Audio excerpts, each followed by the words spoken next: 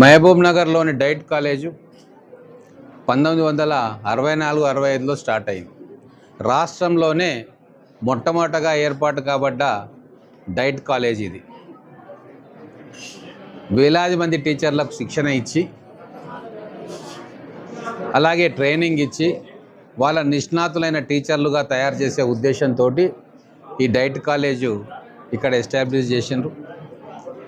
అప్పటి నుంచి ఇప్పటిదాకా ఎన్నో సంవత్సరాలు గడిచినాయి, ఎన్నో గవర్నమెంట్లు వచ్చినాయి పోయినాయి, కానీ ఈ డైట్ కాలేజ్ గురించి ఎవరు కూడా పట్టించుకోలే.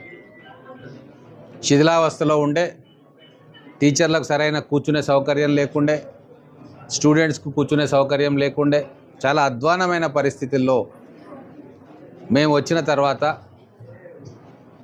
సమగ్ర శిక్షా అభియాన్ ద్వారా నిధులు రావాలి దీనికి అని చెప్పి ఆ రోజు మనం కేంద్ర ప్రభుత్వ సహకారంతో గౌరవ ఎంపీ డికే అరుణ గారు, మేము కలిసి దీనికి 8,64,00,00,000 రూపాయలు శాంక్షన్ చేయించి శంకుస్థాపన చేసినాం. ఈరోజు అన్ని రకాల హంగులతోటి డైట్ కాలేజు ఒక విధంగా చెప్పాలంటే పునర్జన్మ ఎత్తినట్టు. రేకుల షెడ్యూల్లో శిథిలావస్థలో ఎవరు కనీసం దీనికి పట్టించుకోలే, ఎందుకంటే ఇక్కడ ఓట్లు రావు. కానీ కొన్ని వేల మంది టీచర్లను తయారు చేసే సంస్థ, కొన్ని లక్షల మంది విద్యార్థులకు దారి చూపే టీచర్లను తయారు చేసే సంస్థ.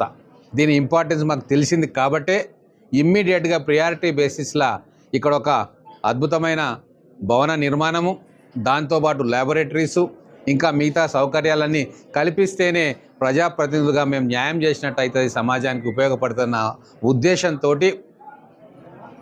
చాలా తొందరగా దీనికి క్లియరెన్స్ తీసుకురావడం జరిగింది. అలాగే శంకుస్థాపన కూడా నేను ఎంపీ గారు కలిసి చేసినాం. ఈరోజు అనుకున్న రీతిలో భవనం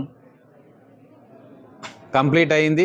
ఈరోజు మళ్ళీ దీన్ని ప్రారంభోత్సవం చేసే అదృష్టం కూడా మాకు రావడం అనేది నిజంగా ఒక గొప్ప అనుభూతి.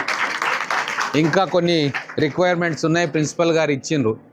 కంప్యూటర్ ల్యాబ్స్ కావాలా, తర్వాత బాయ్స్కి గర్ల్స్కి అడిషనల్ టాయిలెట్స్ కావాలా, ఇంకా ఎక్విప్మెంట్స్ కావాలా, టీచర్లకు స్టూడెంట్స్కి అడిషనల్ ఇన్ఫ్రాస్ట్రక్చర్ అవసరం ఉంది. కాబట్టి వాటన్నిటినీ కూడా 100% రాబోయే రోజుల్లో తీసుకొస్తాం. దీంట్లో కేంద్ర రాష్ట్ర ప్రభుత్వాల పర్సెంటేజ్ షేర్స్ ఉంటాయి. కాబట్టి రాష్ట్ర ప్రభుత్వం ద్వారా షేరు మేము తొందరగా ఇప్పిస్తాం. కేంద్ర ప్రభుత్వం నుంచి వచ్చే షేర్ను గౌరవ ఎంపీ గారు తీసుకొస్తారు.